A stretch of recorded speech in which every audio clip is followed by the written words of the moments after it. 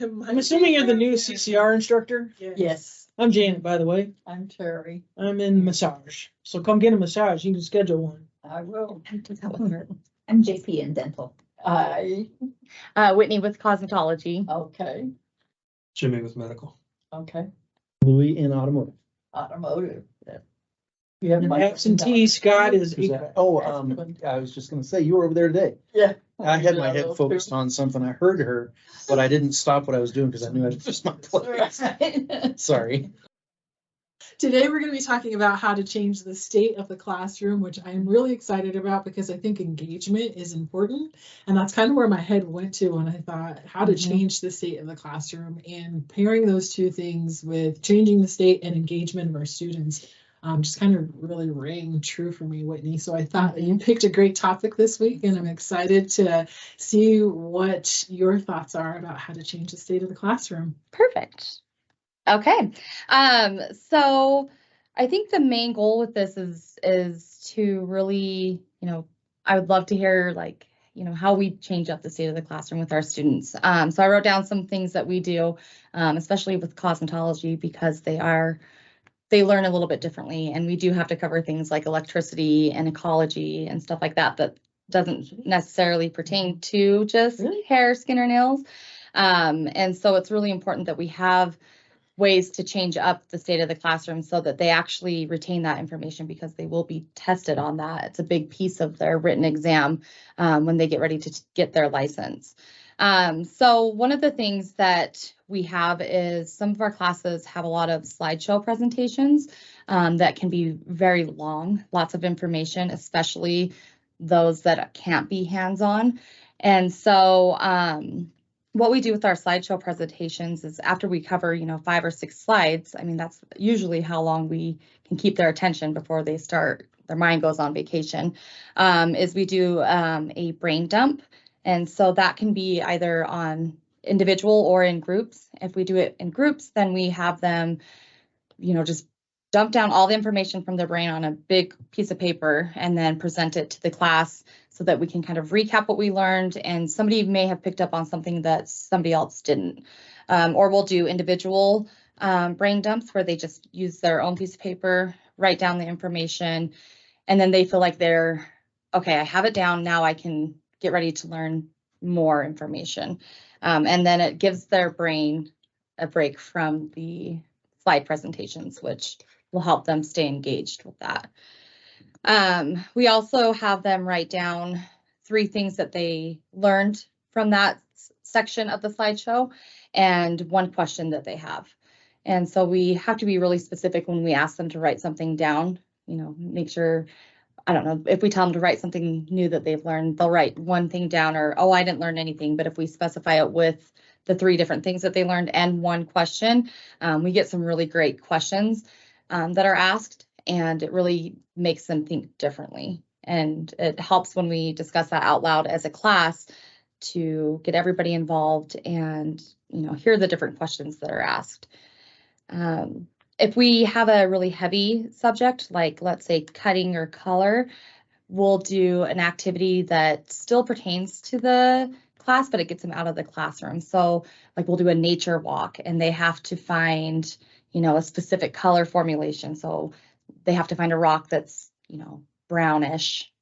And I'm trying to think of how to explain it in color terms, but we have different colors that swatch books. And so they, we take 5-10 minutes to go outside, and they have to find something outside that mimics that color that they were assigned to.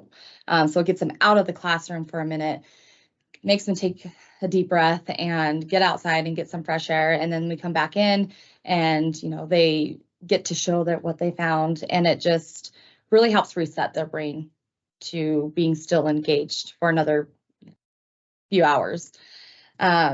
We also do like a social media assignment where they will get on their social media and find haircuts.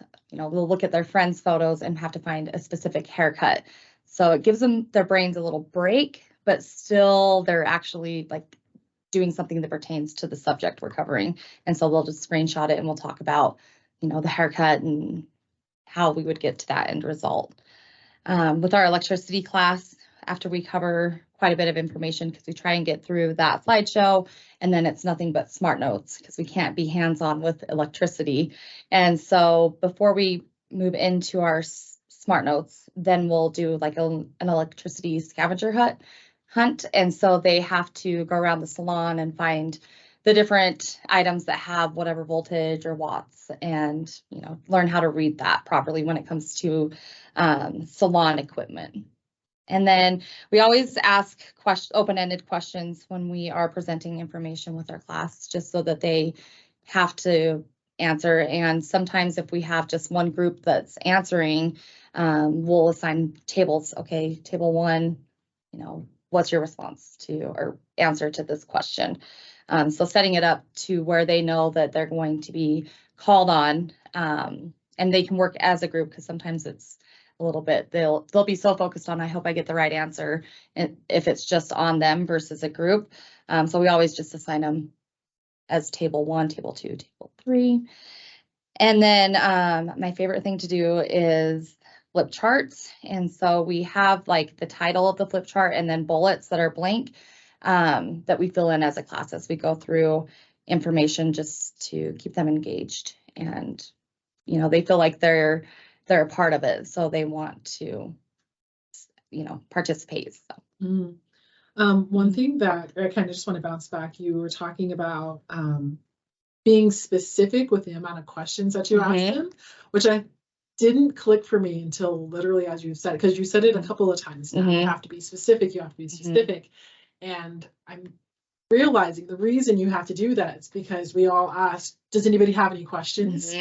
And nobody says anything. But if you tell them that they have to, is that what you're finding? That they actually write, and they think of stuff or questions that, I was like, that's a great question. Nobody has asked that before. And so, when you have a large group and every single person has to write down a question, they're like, oh, that I've never thought of that. So it's nice to have that. And it just creates a great discussion with the class. So, yeah, encouraging that engagement, because I think that's where a lot of people, and especially if you're a new instructor, that's where you get tripped up. Yeah, you just want to get through the slideshow and the information, make sure they get all the information, but you're so focused on that you don't know if they're retaining it, or if they're on a mind vacation or mind vacation. Tag me in for the mind vacation. Yes. And then I also like that you said social media. And I think that's so important, because I think a lot of people run away from phones and social media as if it doesn't exist, and we're not doing that. Our demographic probably is there. So the fact that you've created an activity for them to do on social media, so they can use it appropriately at the right time. Right. And it really just helps them. I think it helps them understand, especially hair cutting, a little bit more, because they are looking, they're so wired to go straight to their phone to find information. And so if we can, still go to the phone for information, but be in control of what they're looking at, I think it really helps them to learn that. Yeah. So. I'm wired to go to my phone. I'd be a liar. Yeah. It was a plug away. So you're gonna figure it out on YouTube. So giving them the actual direction, I think that's amazing. Yeah. I think we're gonna let Ms. JP piggyback off of any additional information, or what her thoughts are how to change the state of the classroom. I really watch all the students, and if I notice that their eyes are drifting, or if they're, really starting to pay attention to more of their phone than what I'm talking about, I'll throw a story in. Because, dental's gross. Not everybody likes what we do. But if I can wrap around a story for the topic that we're going over, a lot of times they're like, oh, that's really gross. Or, I throw that in there. So then that brings all of their eyes back on me, and it makes it a lot easier to get through the topic that we're covering. Like that you're engaged enough to recognize that your students aren't here.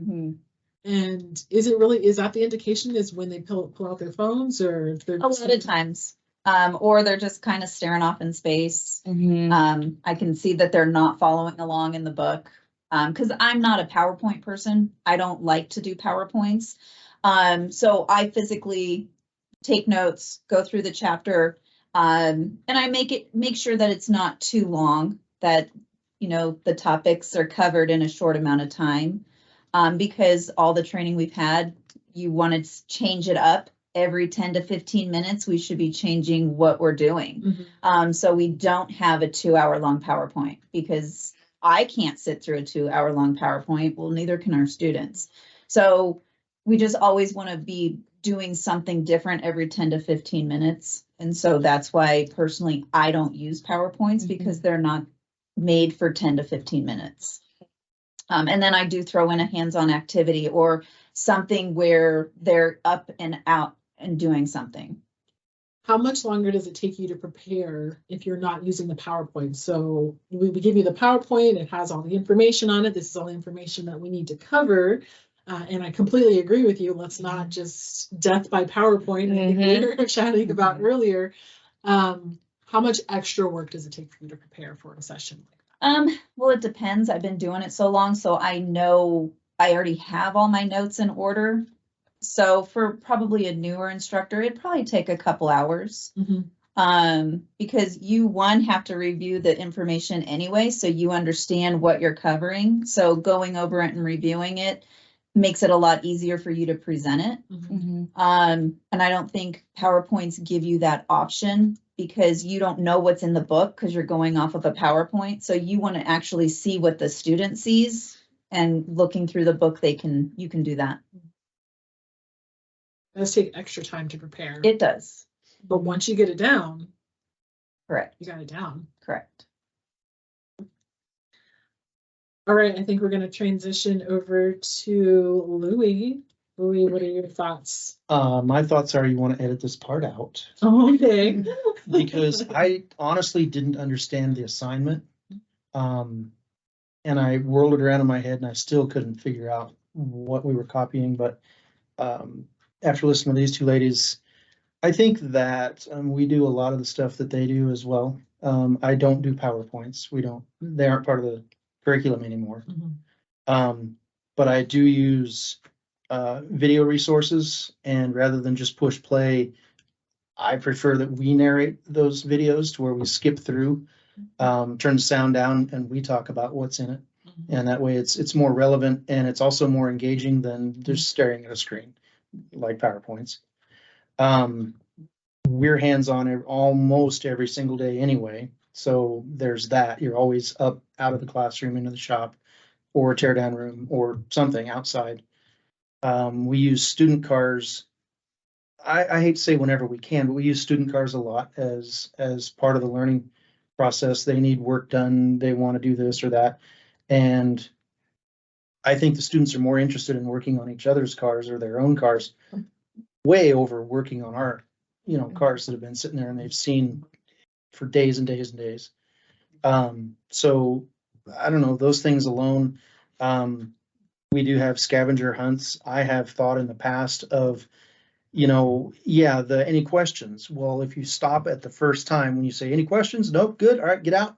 That doesn't work because they don't know they have a question until you've covered the material thoroughly enough to go, oh, yeah, I did wonder about that. Or it triggers something and they do think of a question. But yeah, and I like your insistence on you have to think up this, which means you should have done some research to form your brain thought transfer into questions. Scavenger hunts and, honestly, shop chores. It's not part of learning how to change spark plugs or why the car doesn't start, but it's part of operating in a shop environment. Find the tools, clean the tools, throw out the trash, mop the floor, things like that.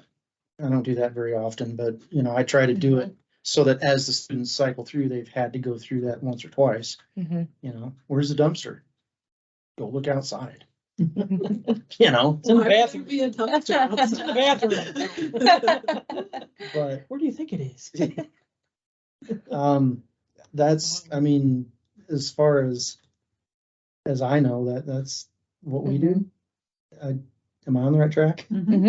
Yes. Okay, then there you go. That's what I got. We do opening and closing duties every single day. So Mhm. we take the first 10 minutes of class or the last 10 minutes of class, and they have a whole list of things that they have to do, because that's what they're gonna have to do in the dental office. Who turned on the switches?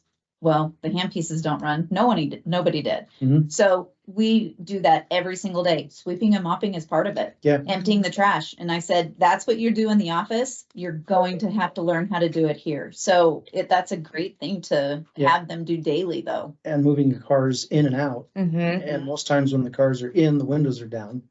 When we move cars out, Mm-hmm. it's open. I tell them why we don't leave windows open. And most of them get it. And yeah, it teaches them to drive, because what do you do when you're a mechanic? You drive someone else's car that you're not familiar with into the little spot that the car fits in. Mhm. If you don't make that and ding up the car, then you're really mad because I scratched your car, dented your car. Mhm. So yeah, I guess we do that too. All right, Miss Janet, I believe you're up. I think, I do a lot of game stuff, depending on what class I'm teaching, but I do heads up, where you take any of your terms, turn it into the heads up game. Mm. We do factor crap, which is a bunch of statements that you come up with. Yeah, you got to put time in, but let's say, today is Tuesday, and they have to hold up the card that says factor crap. So, I mean, they think it's funny. I write it on the board because I think it's important to be organized, number one, but I always put my to-do list that I'm doing with them that day on the board, so they see factor crap. Mm-hmm. They always laugh about it. But you can see they look around. I used to have them in different colors. Like fact was one color, crap was the other. Well, then I noticed they were looking at each other's cards, who was holding up what color. And I said, don't always believe what your classmates, because you may be the sole person who's right and everybody else is wrong. So go with your gut. And that happens often. So we do that. Let's see, another thing. I like to put them in the smaller groups sometimes if the class allows for it, and they have to teach something to their small group. It's similar to the brain dump, except since we're such hands-on people in our programs that they have to teach whatever that hands-on happened to be to see if they actually even picked it up to begin with. So that's part of it. I also believe in motivational, like I use a lot of quotes and sayings, and every day they have a saying. It's just something I do. Nobody told me to do that, but hey, I do use PowerPoints depending on the topic. Like anatomy, I mean, you got to have a PowerPoint. There's no way. Yeah, you know all this stuff, but they have to have something to refer to. But I don't sit there for hours and do, like, if class was 5 hours, I'm not going to 5-hour PowerPoint it. So you have to, engage, see that they're, oh God, they can't handle this anymore. So let's stop. Let's go do this. I don't do outside things. I'm not sure what I could do anything outside that has to do with massage, but I kind of like that idea of being able to get them outside. But I'd like to try to figure out how to do a scavenger hunt. I think that's kind of a great idea. I do something similar to that brain dump, but I had them get out a piece of paper too, and they had to spit it all down. All right, what did we cover yesterday? Show me how much you remember. And they had to write it all down. And if whoever gave me the most information usually got something, like some little small thing, massage product, massage for me, like 15 minutes, whatever. I'll play in that game. No, you have to, do something to motivate them. Trying to think of what else. I don't know. I can't think of any other games that I'm currently doing in anatomy, but that's kind of what I think games are important. Educational games. Did you, obviously the sub-factor crap, which I think is cleverly. Oh my gosh, I love that. Titles. It's funny. And they really engage with that funniness. And they just jump all over that. They like to hold up the crap card. It's like crap. But anyways, yeah, I actually went to a class, and that's where I learned that a long time ago. I have it in a book or whatever, but yeah, it was another at my other school. We had to go to in-service, and the lady covered that. I thought, that's cool as heck. Done that ever since. I've heard a lot of us talk about, so anybody can jump in on this question, just blocking the times off. So it seems like we all understand that we can't go for hours and hours. So I guess my question is, why? It's how we were originally taught. We sat down in a classroom Mm-hmm. Talking heads. and somebody talked to us for hours at a time. So when did that thought change, and how can we make sure that we're breaking up our class sessions? I think it's because we're a career technical college that's hands-on, that we realize our students do not learn by books or audio. They learn by let's get our hands on something. It's different than the university setup where they have, a classroom of 100 people in an auditorium. That's why they do the PowerPoint there. It's the only way they can engage that large group. Mm-hmm. I don't know how they would do hands-on in 100 people. I don't know. And I think Maybe with I'm wrong, but us having a longer class, I would say, typically they're an hour, 2 hours at a university, Yeah, whereas ours ours are, 6 hours or whatever it may be. I think we ourselves get bored with the information There too. you go. So we figured out a way to make sure that we're changing it up so that we're not wasting their time and our time by just sitting up there lecturing for 5 hours. I can attest to sitting in a class with 500 people, not 100. well, I was just throwing it out there, but yeah. 500 people, and knowing that I wasn't getting taught anything. Yep, Mhm. except whatever was on the screen. That there was right? just a PowerPoint going. Yeah. And a presentation that I'm supposed to retain information for. Mhm. But really, what information are you asking? Write notes of what? The PowerPoint that you are going to give me later? I don't need to, do I need to be here? Mhm. So I do think that our students, maybe the length of time the class is, Mhm. but also actually retaining information. Mhm. So you're not going to retain it if you're just getting talked at. Yeah, we have, ours is so accelerated that you have to reconnect with them, except just being a talking head.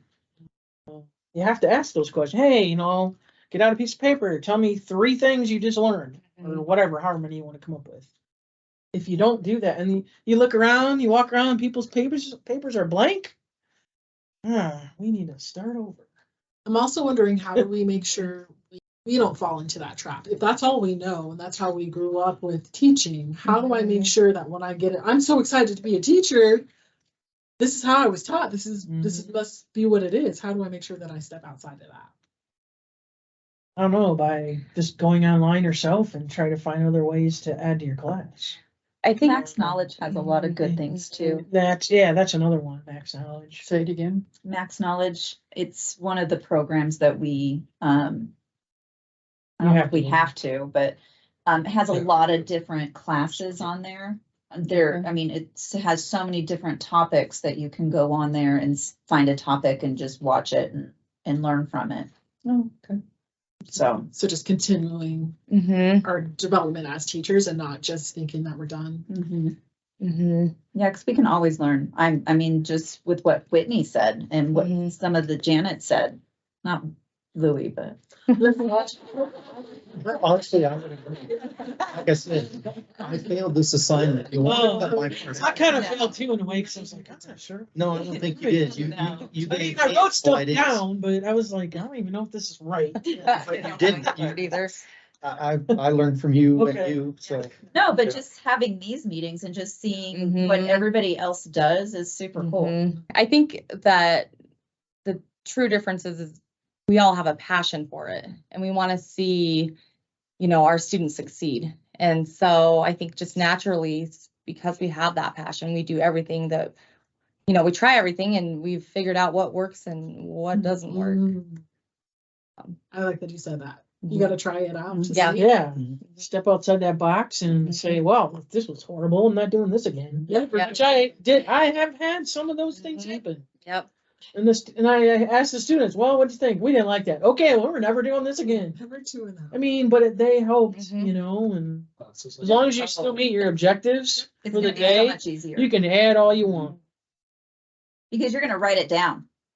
And you're gonna be, oh yeah, that did not work. Take that out. Oh, Get this that. really worked. Let's see if we can, go into more detail with it. Because you're gonna have more time with them on campus. It'll be a lot easier. So since you're doing CCR, that maybe the scavenger hunt would be a cool thing, because they did that at my other school that I was at.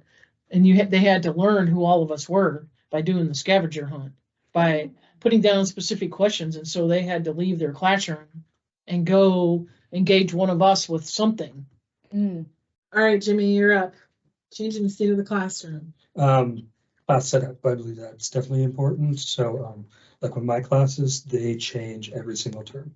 So like we're doing musculoskeletal. So right now in the classrooms, on the back table, bones, muscles, like all of that kind of stuff. And we do that constantly changing.